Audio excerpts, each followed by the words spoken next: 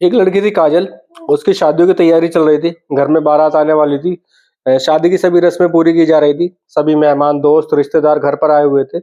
जब काजल के सजने का टाइम आता है, यानी कि ब्यूटी पार्लर जाने का टाइम आता है, तो काजल अपने जीजा के साथ ब्यूटी पार्लर जाने के लिए तैयार रहती है। उसका जीजा जो अनिल है, वो बाइक निकालता है, काजल को बिठाता है और ब्यूटी पार्लर के लिए लेकर चला जाता है। वहाँ जाकर वो थोड़ी ही दूर जाता है, थोड़ी दूर जाने के बाद में वो जो काजल होती है, लड़की उसकी साली होती है, वो अपने जीजा को गोली मार देती है और गोली मारने के बाद में अपने जीजा की हत्या कर देती है। तो एक लड़की जिसकी शादी होने वाली थी, जिसकी बारात घर पर आई हुई थी, शादी की सारी रस्में चल रही थी, वो अपने जीजा का कत्ल क्यों करती है? आखिर उसकी क्या मजबूरी थी? और वो वही दिन क्यों चुनती है अपनी शादी वाला? ये पूरी जानने की कोशिश करते हैं। उससे पहले आपसे एक रिक्वेस्ट है कि वीडियो को लाइक करके चैनल को सब्सक्राइब कर देना, ताकि मुझे भी और वीडियो बनाने का मोटिवेशन मिलता रहे और मैं ऐसी ही वीडियो आपके लिए और बनाता रहूँ। तो कहानी की शुरुआत होती है उत्तराखंड के हरिद्वार की कोतवाली लक्सर का एक गांव है कलसिया। यहाँ पर एक व्यक्ति रहता है वीर सिंह। वीर सिंह की एक बेटी होती है काजल, जिसकी शादी थी। एक उसकी दूसरी बेटी होती है ममतेज। ममतेज का ही पति होता है अनिल, जो उसका जीजा होता है। तो शादी की तैयारियों के बीच में सब मेहमान थे, सब रस्में थी, सब कुछ हो रहा था। काजल इच्छा जताती है कि वो ब्यूटी पार्लर सिर्फ और सिर्फ अपने जीजा के साथ जाएगी। ये बात सुनकर वो सभी रिश्तेदार, दोस्त को थोड़ा-सा अजीब तो लगता है, थोड़ा हैरान भी होते हैं कि एक स्पेशल वो अपने जीजा के साथ ही क्यों जाना चाहती है। लेकिन फिर लोग ये सोचने लगते हैं कि क्या पता उसको कुछ पर्सनल बात करनी हो अपने जीजा से, इसलिए वो उसके साथ जाना चाहती है। खैर बहरहाल वो अपने जीजा के साथ बैठकर निकल जाती है। निकलने के बाद में जो उसका पिता होता है, पिता वीर सिंह, उसके फ़ोन पर एक घंटी बजती है। वीर सिंह फ़ोन उठाते हैं, वो देखते हैं कि काजल का फ़ोन आया। काजल का फ़ोन है, तो वो फ़ोन को रिसीव करते हैं, बात करते हैं। तो उधर से काजल बोलती है, बड़ी घबराई हुई बोलती है और वो बोलती है कि पापा, एक बहुत बड़ी गड़बड़ हो गई है। तो वीर सिंह पूछता है कि क्या हुआ है बेटा, बताओ मुझे। तो इस पर काजल बोलती है कि हुसैनाबाद के पास 2 बदमाश आए बाइक पर और वो जीजा जी को गोली मारकर भाग गए। इतना सुनते ही जो वीर सिंह होता है वो बिल्कुल सन्न रह जाता है, उसे समझ नहीं आता कि वो क्या करेगा, क्योंकि एक तरफ तो बेटी की बारात घर पर है और दूसरी बेटी विधवा हो गई है, तो उसे समझ नहीं आता वो क्या करेगा। जब वो फ़ोन पर बात कर रहा होता है तो आस-पास के जो रिश्तेदार होते हैं, दोस्त होते हैं, वो वहीं खड़े रहते हैं, वो उसके चेहरे के एक्सप्रेशंस को देख लेते हैं, वीर सिंह के, कि कुछ ना कुछ गड़बड़ हुई है। जैसे ही वीर सिंह फ़ोन काटता है तो वो पूछते हैं, सब सवालिया नज़रों से उसकी तरफ देखने लगता है, कि उससे पूछते हैं कि वीर सिंह क्या हुआ है? तो वीर सिंह पहले तो बताना नहीं चाहता था, क्योंकि वो मन ही मन ये सोच रहा था कि अगर मैं ये बात बता दूँगा, तो उसने इतना जो अरेंजमेंट शादी में किया, इतने मेहमान आए, इतना पैसा खर्च किया, वो सब बेकार हो जाएगा। लेकिन बात ऐसी भी नहीं थी कि वो छुपा सकता था। वो आप बैठता है, धीरे से अपने आप को सँभालता है और सँभालने के बाद में बोलता है कि काजल का फ़ोन था और काजल ने ऐसे-ऐसे बताया कि अनिल को किसी बदमाशों ने हुसैनाबाद में गोली मार दी है। ये सब सुनकर सभी दंग रह जाते हैं। उनको समझ नहीं आता था कि अभी क्या करें, बारात भी घर पर है, बारात आ चुकी थी उस टाइम पे। तो वीर सिंह अपने जो खास रिश्तेदार होते हैं, दोस्त होते हैं, उनको लेकर घटनास्थल तक पर जाते हैं। वहाँ जाकर देखते हैं तो वहाँ पर वो लड़की काजल और उनके ही पास का एक लड़का मिल जाता है, सुभाष, उसके साथ उसको हॉस्पिटल ले जाने की कोशिश कर रही होती है। तो सभी तो काजल गाँव के ही लड़के सुभाष के साथ उसको हॉस्पिटल ले जाने की कोशिश कर रही होती है। इतने में सारे रिश्तेदार और उसके पिता वहाँ पहुँच जाते हैं। सभी गाड़ियों से जाते हैं तो वो अनिल को गाड़ी में डाल लेते हैं और पास के एक सरकारी अस्पताल में भर्ती करा देते हैं। वहाँ डॉक्टर उसका ट्रीटमेंट करते हैं, डॉक्टर देखते हैं और डॉक्टर बता देते हैं कि ये पहले ही मर चुका है, सॉरी, अब ये नहीं बच सकता, वो पहले ही मर चुका था, उसकी पहले ही मौत हो चुकी थी। इतने में दिन छिप जाता है, रात हो जाती है और वो पुलिस, पास के ही पुलिस थाने में जाते हैं। जो लक्सर का जो कोतवाली होती है, वहाँ पर पुलिस थाने में जाते हैं। वहाँ पर जाकर वो मिलते हैं, जो कोतवाली प्रभारी होती है भुवनेश्वर कुमार, वो गश्त पर जाए हुए होते हैं और सीनियर सब इंस्पेक्टर प्रशांत बहुगुणा से उनकी मुलाकात होती है। पूरी घटना वो बताते हैं कि ऐसे-ऐसे था। हमारी बेटी काजल बैठकर ब्यूटी पार्लर तक जा रही थी और हुसैनाबाद के पास में 2 बदमाशों ने हमारे दामाद को गोली मारी। वो पूरी कहानी, घटनास्थल की कहानी एसएसआई को बताता है, सीनियर सब इंस्पेक्टर को। तो जो ये एसएसआई है प्रशांत बहुगुणा, ये पूरी कहानी सुनते हैं। सुनने के बाद में एसएसपी डॉक्टर सदानंद आते, एसपी अजय सिंह और क्षेत्र अधिकारी जीबी पांडे को भी इत्तला कर देते हैं, सबको बता देते हैं घटना के बारे में और अपने साथ कुछ पुलिस कांस्टेबल लेकर घटनास्थल पर जाते हैं। तो जब तक जाते हैं, उसका जो अनिल का जो ब्लड जमीन पर पड़ा हुआ था, वो बिल्कुल सूख चुका था। पुलिस वहां पर छानबीन करती है, घटनास्थल को देखती है, लेकिन पुलिस के हाथ कोई सुराग नहीं निकलता है हत्यारों को पकड़ने का। बहरहाल पुलिस बॉडी का पोस्टमार्टम करके पोस्टमार्टम के लिए भेज देती है।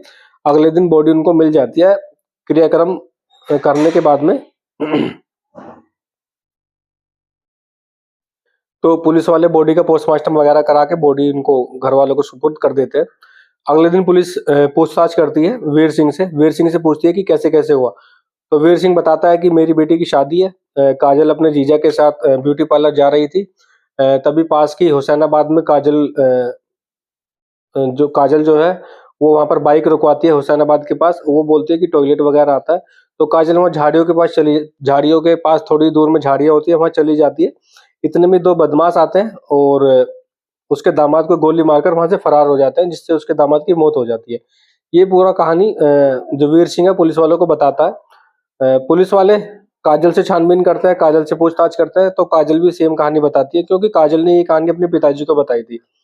तो पुलिस वालों को कोई भी सुराग नहीं मिल रहा था और पुलिस वालों का शक काजल की तरफ जा रहा था, क्योंकि काजल ने जब लास्ट में बताया था कि जब दो हमलावर आए थे तो उन्होंने बाइक पर बैठे बैठे ही जीजा को गोली मारी थी और तमंचा वहीं फेंक कर वो चले गए थे। तो पुलिस वालों को ये अजीब लग रहा था कि जब वो बाइक से उतरे ही नहीं, उन्होंने बाइक पर बैठे बैठे ही गोली चलाई थी, तो वो तमंचा वहां पर फेंक कर क्यों जाएंगे।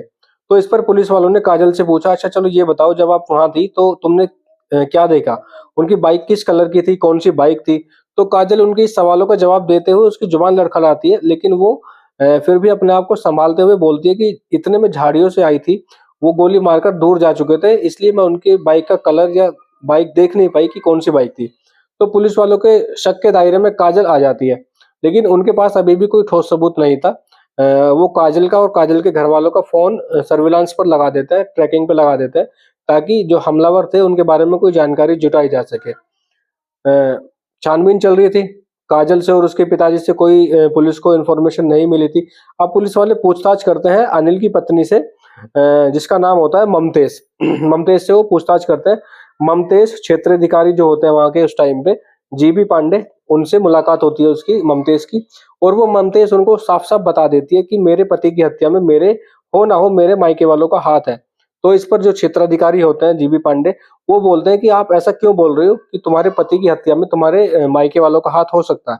तो इस पर वो कहानी बताती है ममतेज कि जब मेरी शादी हुई थी अनिल के साथ, इनकी शादी हुई थी, जो ममतेज है उत्तर प्रदेश जिले का एक गांव पड़ता है बिजनौर, सॉरी बिजनौर जिला है। बिजनौर में एक थाना है मंडावर, गांव फतेहपुर के रहने वाले चंद्रपाल का एक बेटे है अनिल, उनके साथ जब इनकी शादी हुई थी, अनिल जो है वो हरिद्वार में हर की पौड़ी में फोटोग्राफी का काम करता है। तो ममतेज की उनके साथ शादी हो जाती है। अब ममतेज की एक बहन और होती है, काजल और ममतेज से अलग एक मंझली बहन होती है जिसका नाम होता है मीना, उसकी मौत हो चुकी है। तो जब इनकी शादी हुई थी, जो मीना थी वो इंटर क्लास में थी और वो इंटर पास करके बीए की पढ़ाई के लिए हरिद्वार उसका एडमिशन हुआ था एक कॉलेज में, तो वहां पर उसकी पढ़ाई होनी थी। तो वहां पर हरिद्वार में इसके बहन और जीजा पहले से ही मौजूद थे, तो उसको कोई दिक्कत नहीं थी। वो बहन और जीजा के साथ रहकर वहाँ पढ़ाई करनी उसने शुरू कर दी थी, पढ़ाई करने लगी थी।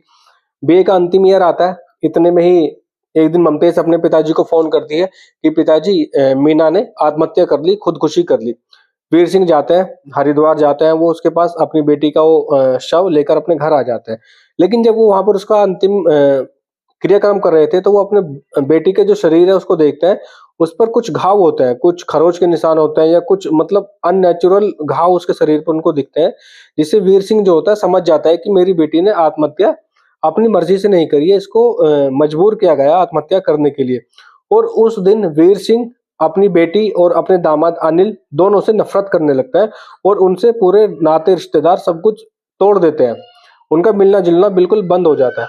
ममतेज ये बता रही है क्षेत्राधिकारी जीबी पांडे को, और वो बोलती है कि हमारी 4 साल तक बिल्कुल बोलचाल बंद थी, हमारा आना जाना बिल्कुल बंद था। लेकिन अभी काजल की शादी फिक्स होती है। शादी फिक्स होने पर जो पिताजी है वो उनके घर जाते हैं और अपनी बेटी ममतेज को भी बोलते हैं कि बेटा जो हुआ ठीक है, लेकिन अब आप काजल की शादी में चलो। इस पर हम मान जाते हैं और अपनी बहन की शादी अटेंड करने के लिए अपने गांव जाते हैं कलसिया में। तो वहां पर जाने के बाद में वो बोलती है कि मेरी जो बहन की आत्महत्या हुई थी उसको लेकर मेरे मायके वालों के दिल में रंजिश थी मेरे पति को लेकर। तो हो ना हो, अगर आप उनसे सख्ती से पूछताछ करेंगे तो उन्हीं का हाथ निकल सकता है। तो पुलिस को काजल पर पहले से ही शक था।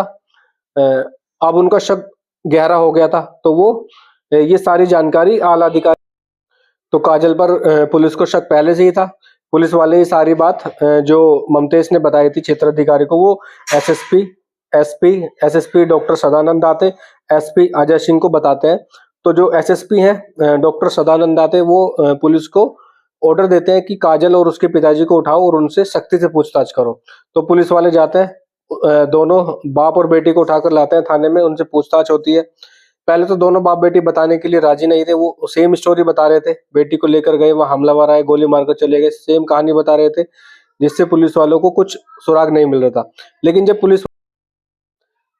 पुलिस वालों ने अपने तरीके से पूछताछ की काजल से और उसके पिताजी से सख्ती से, तो दोनों पेशेवर मुजरिम तो थे नहीं, ना ही उन्होंने कभी पुलिस का टॉर्चर देखा था, ना कोई उन्होंने कभी ऐसा कोई उनका पाला पड़ा था।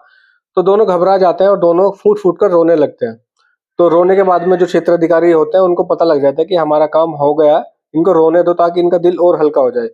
रोने के बाद में वो बताते हैं, काजल बताती है कि मेरी जो बहन थी मीना, उसकी हत्या उन्होंने की थी, इसलिए जो उसका पिता था वो भी उस हत्या में शामिल होता है। उसका जो पिता होता है वीर सिंह, जब शादी के दिन काजल उनको बोलती है, शादी से पहले एक्चुअली काजल उनको बोलती है कि आप जीजा जी और बहन को भी बुला लो शादी में। इस पर वीर सिंह जो उसके पिता होते हैं वो मना कर देते हैं कि हम उनको नहीं बुलाएंगे।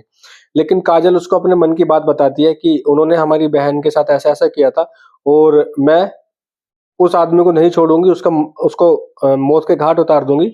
और बाप भी उससे नफरत करता था, तो बाप और बेटी दोनों ने मिलकर इस षड्यंत्र को अंजाम दिया था। तो वीर सिंह जो है वो एक कट्टा लेकर आता है, अपने जान पहचान वालों की मदद से मुजफ्फरनगर से वो कट्टा खरीदता है और अपनी बेटी जब वो शादी में ब्यूटी पार्लर के लिए जा रही थी, अपने बेटी के बैग में रख देता है और उसको बता देता है। तो वहां जाने के बाद में अभी काजल जो है ये पुलिस वालों को ये बता रही है, जब वहां पर वो हुसैनाबाद के पास गई तो वहां पर उसने अपने जीजा से कहा, जीजा उसको टॉयलेट वगैरह जाना है तो बाइक रोकिए। उसने वहां बाइक रोक लेता है वो, और पास की झाड़ियों में जाती है काजल, वहां पर तमंचे में गोलियां भरकर, और वापस आती है और वापस आने के बाद में अपने जीजा के सीने से लगाकर फायर कर देती है, जिससे अनिल जमीन पर गिर जाता है और वहां तड़पने लगता है। और फिर इतने में पास का जो लड़का है गांव का सुभाष, उसकी मदद से वो अपने घर वालों को इत्तला करा देती है। तो इस पूरे मर्डर केस में बाप और बेटी दोनों मिले हुए थे, दोनों के दिल में रंजिश थी। उनकी जो बेटी ने आत्महत्या की थी, उस बेटी की मौत का बदला लेने के लिए काजल ने इतना बड़ा षड्यंत्र रचा था, और उसने अपनी शादी के ही दिन ये मर्डर इसलिए किया ताकि पुलिस को या किसी और को शक ना हो कि जिस लड़की की शादी होने वाली है वो लड़की अपने जीजा का कत्ल कर सकती है। तो उस पर किसी का शक नहीं जाएगा, इसलिए उसने अपनी ही शादी का दिन चुना और अपनी ही शादी के दिन ले जाकर अपने सगे जीजा को मौत के घाट उतार दिया। तो ये थी आज की कहानी। इस कहानी को सुनाने का मकसद किसी को परेशान करना नहीं है, किसी का दिल दुखाना नहीं है। इस कहानी को सुनाने का मकसद सिर्फ इतना है कि आप सतर्क रहें और सावधान रहें। आज के लिए इतना ही, मिलता हूं मैं आपसे एक दूसरी कहानी में, तब तक के लिए बाय।